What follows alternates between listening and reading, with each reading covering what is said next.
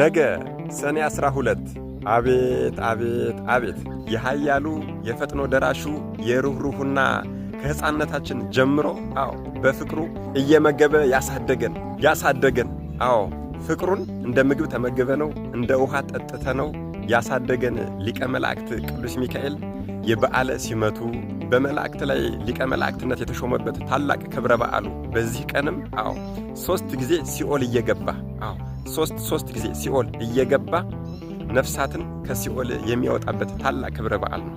አደራ ይህንን ቪዲዮ በደንብ አድርጋችሁ ኮፒ ሊንክ አድርጉት። የቅዱስ ሚካኤል የሊቃነ መላእክት የቅዱስ ሚካኤል ወዳጆች በሙሉ ደርሷቸው ደስ ይላቸው ዘንድ ይህንን ቪዲዮ በደንብ ኮፒ ሊንክ አድርጉልኝ። ሰኔ 12 ሊቀ መላእክት ቅዱስ ሚካኤል ለምን ይከበራል? ስለ 4 ምክንያቶች ይከበራል። በእውነቱ ቪዲዮ ረዥም ነው። ወደ 8 ደቂቃ አካባቢ ይጠጋል። ግን ሁሉንም መልእክት በአንድ ላይ ማድረግ ስላለብኝ ሁሉንም ቪዲዮ አንድ ዜ ቀርጬዋለሁ ማለት ነው። አደራ ይሄ ቪዲዮ ለሁሉም እንዲዳረስ ኮፒ ሊንክ፣ ሪፖስት፣ ሼር ለማድረግ ሞክሩ።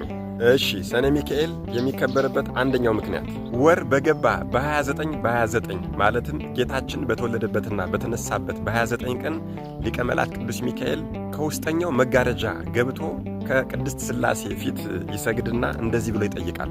እውነተኛው ስለሆነ ቃል ኪዳንህ ጌታዬና አምላኬ ሆይ በምድር መታሰቢያን ስለሚያደርጉትና ዝክሬን ስለሚዘክሩት ሰዎች እኔ አገልጋይህና መልእክተኛህ ከቸርነትህ እለምናለሁ፣ እነዚህን ሰዎች በሙሉ ማርልኝ ብሎ ጥያቄ ይጠይቃል፣ ይለምናል። የክብር ባለቤት ጌታችንም እንደዚህ ብሎ ይመልስለታል። የሰማያውያን መላእክት አለቃቸው ቅዱስ ሚካኤል ሆይ መታሰቢያን ስለሚያደርገው ሰው ስትል ከሲኦል መሸከም የምትችለውን ያክል ነፍሳት 3 ጊዜ እየተመላለስክ እየገባህ በክንፎችህና በመላ ሰውነትህ ተሸክመህ እንድታወጣ እኔ አዝዣለሁ ይለዋል። ይህንንም ቃል በሰማ ጊዜ ሊቀ መላእክት ቅዱስ ሚካኤል ደስ በመሰኘት ወደ ሲኦል ተወርውሮ ይገባና 3 ጊዜ እየተመላለሰ ነፍሳትን ያወጣል። ክብር ይግባውና ከመድኃኔዓለም ከኢየሱስ ክርስቶስ ከጌታ በቀር ቁጥራቸውን እንኳን የሚያውቀው ማንም የለም። ይህም የሚሆነው በበዓለ ሲመቱ በተከበረ በተሾመበት የበዓል ቀን ሰኔ 12 ነው። እዚህ ላይ ነው አሁን ዋናው ነገር ያለ። በዚህ ቀን ሊቀ መላእክት ቅዱስ ሚካኤል ከሲኦል ነፍሳትን ሲያወጣ መድኃኔዓለም ኢየሱስ ክርስቶስ ካልሆነ ማንም ራሱ የሚያውቃቸው የለም። የሲኦል ውስጥ የሚወጡትን ነፍሳት ቁጥር ብዛት ማለት ነው። ስለዚህ በዚህ ቀን ምን ብለን ሊቀ መላእክት ቅዱስ ሚካኤልን በተሰጠው ቃል ኪዳን መጠየቅ አለብን? መድኃኔዓለም ኢየሱስ ክርስቶስን አምላካችን ምን ብለን መጠየቅ አለብን ነው ዋናው ነገር። ጌታ ሆይ እኛ ያጣናቸው እጅግ በጣም ብዙ ቤተሰቦች፣ ብዙ ወገኖች፣ ብዙ ወዳጆች አሉንና እባክህን ሰኔ 12 በዕለተ ቀኑ ቅዱስ ሚካኤል ከሚያወጣቸው ነፍሳት ውስጥ የእኛም ወገኖች ሲኦል የተደመሩ ይኖራሉና እባክህን ጌታ ሆይ ከእነዛ ከሲኦል ከሚወጡት ነፍሳት ውስጥ የእኛንም ወገኖች አድርግልን እያልን ልንጠይቅና ልንማጸን ይገባል። በዚህ ቀን ከሚወጡት የሲኦል ነፍሳት ውስጥ የኔን ቤተሰቦችም አድርግልኝ፣ እናትና አባቶቼ፣ እህትና ወንድሞቼ፣ ዘመዶቼ በሙሉ ይኖራሉና የእነሱንም ነፍስ እባክህን ጌታ ሆይ በቅዱስ ሚካኤል ክንፍ ላይ ከእሳት አውጣልኝ ልንል ይገባል። አንደኛው ምክንያት ይሄ ሲሆን፣ ሁለተኛው ምክንያት ደግሞ የባህራንን የሞት ደብዳቤ ቀድዶ ወደ ሕይወት ስለቀየረለት ነው።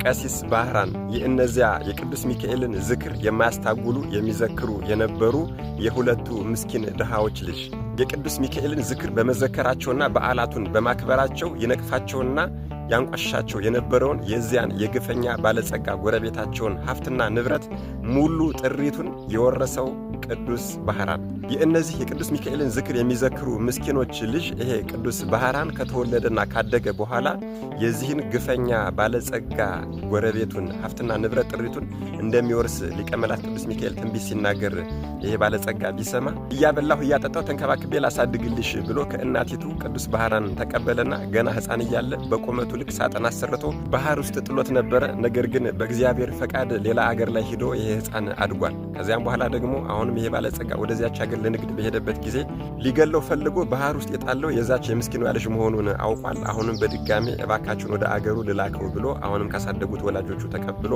የሞት ደብዳቤ ጽፎ እርሱ ወደሚኖርበት አገር ላከው።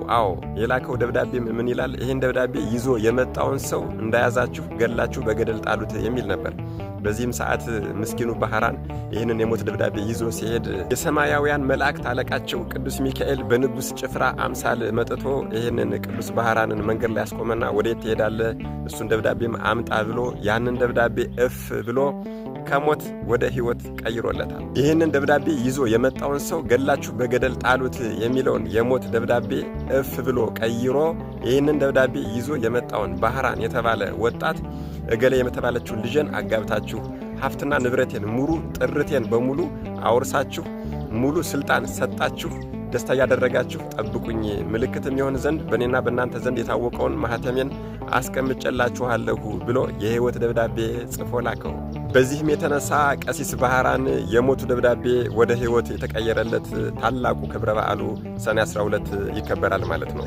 ሦስተኛው ምክንያት ደግሞ እስክንድሪያ በምትባል ሀገር ለ300 ዓመት ዙኋር የተባለ የነሐስ ጣዖት ሰርተው ሕዝቦቿ ያመልኩ ነበረ። በኃያሉ ንጉሥ በቅዱስ ቆስጠንጢኖስ የንግሥና ዘመንና በእለ እስክንድሮስ የሊቀ ጵጵስና ዘመን ግን ይህንን የጣዖት ማምለኪያ ምኵራብ በቅዱስ ሚካኤል ወደ ተሰየመች ቤተ ክርስቲያንነት ቀይረው ሕዝቡን በሙሉ በሊቀ መላእክት በቅዱስ ሚካኤል ምልጃና እርዳታ ወደ ክርስትና እምነት የቀየሩበት ታላቅ ክብረ በዓልም ጭምር ነው።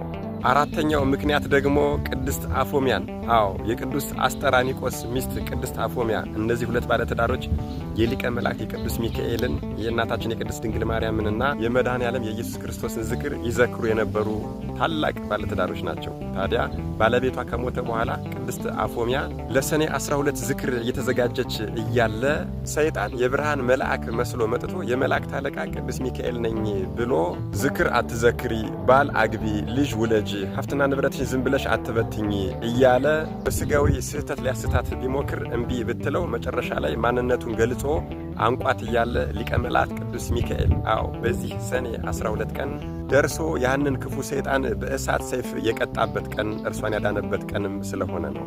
ይኸው ወገኖቼ እንግዲህ የሊቀ መላእክት የቅዱስ ሚካኤል ክብረ በዓል ሰኔ 12 ቀን ለምን እንደሚከበር አራቱን ምክንያቶች አወቅን። ስለዚህ የቅዱስ ሚካኤልን ክብረ በዓል ለማድረግ መታሰቢያውን ለማድረግ ዝክሩን ለመዘከር ልንፋጠንና ልንተጋ ይገባል። እርሱ ከሰይጣን ወጥመድ ያድነን ዘንድ በዘመናችን ሁሉ ይጠብቀን ዘንድ ኃጢአታችንንም ያስተሰርይልን ዘንድ መከራችንንም ያርቅ ዘንድ የምድር ፍሬያችንንም ሁሉ ይባርክልን ዘንድ የጌታን ፈቃድ ለመፈጸም የተዘጋጀን ያደረገን ዘንድ ከእኛ ወገን የሞቱትን ሁሉ እናቶቻችን፣ አባቶቻችን፣ እህቶቻችን፣ ወንድሞቻችን፣ አክስቶቻችን፣ አጎቶቻችን፣ ቅድመ አያቶቻችንን ሁሉ እረፍተ ነፍስ ይሰጥልን ዘንድ ወደ መንገድ የወጡ ቤተሰቦቻችንን ዘመድ አስማዶቻችንን በሙሉ በሰላምና በጤና ወደ ቤታቸው ወደ ሀገራቸው ይመለሱ ዘንድ በመካከላችንም ፍቅርን ያደርግ ዘንድ እስከ መጨረሻይቱ ሕቅታ ድረስም በጸናች ሃይማኖት ያጸናን ዘንድ ከእግዚአብሔር ፊት የሚለምንልን ይሄ ኃያል መልአክ ሩኅሩኅ ሊቀ መላእክት ቅዱስ ሚካኤል ስለሆነ ዝክሩን ለመዘከር መታሰቢያውን ለማድረግ በዓሉን ለማክበር ልንፋጠን ይገባል። ልብ አድርጉ። የክርስቶስ ወገኖች የሆኑ ባለስልጣኖችን ወንበሮቻቸውን ጠብቀው ጸንተው እንዲቆዩ የሳቱትንም ወደ ቀናች ሃይማኖት ወደ ክርስቶስ አንድነት ወደ ክርስቶስ ፍቅር እንዲመለሱ የማይመለሱትን ደግሞ እንዲነቀሉ እንዲዋረዱ የሚያደርግ ይሄ ሊቀ መላእክት ቅዱስ ሚካኤል ነው። መድኃኔዓለም ኢየሱስ ክርስቶስ ከሊቀ መላእክት ቅዱስ ሚካኤል ረድኤት፣ በረከት፣ ምልጃ፣ ቃል ኪዳን፣ ጥበቃ፣ ፍቅር አይለየን። አሜን። ይቆየን።